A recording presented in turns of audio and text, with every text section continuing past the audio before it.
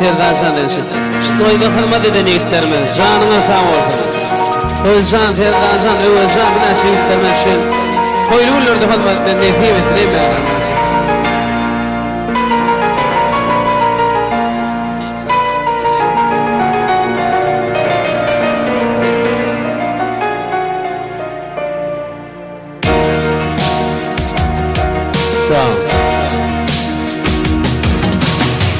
Yine gökte elem uçurdu gulli,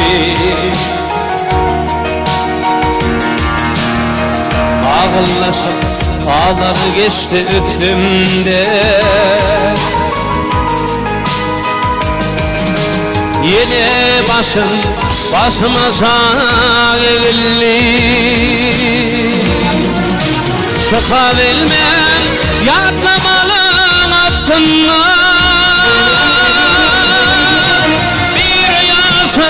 Bir kar bir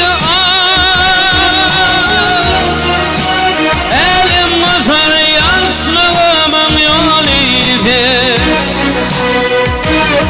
Ey görüp kimkin bir bana ikişer,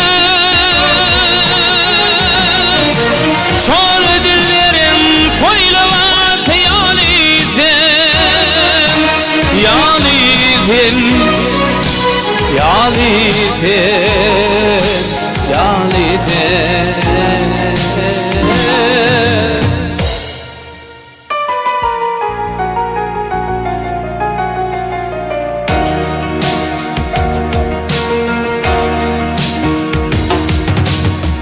Yeni aylar, yıllar geldi kış yatta.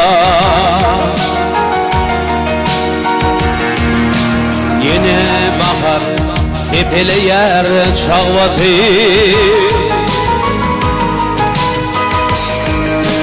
haydi yana alpita kula,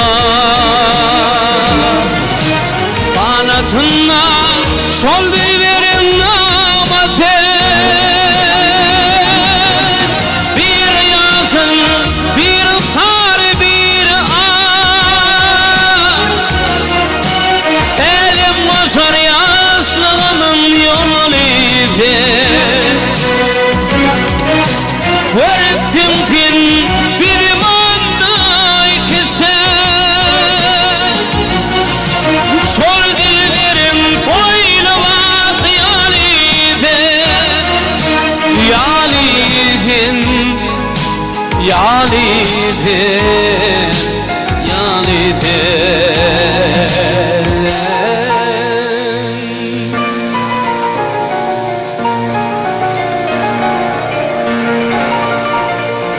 Son dilverim koyla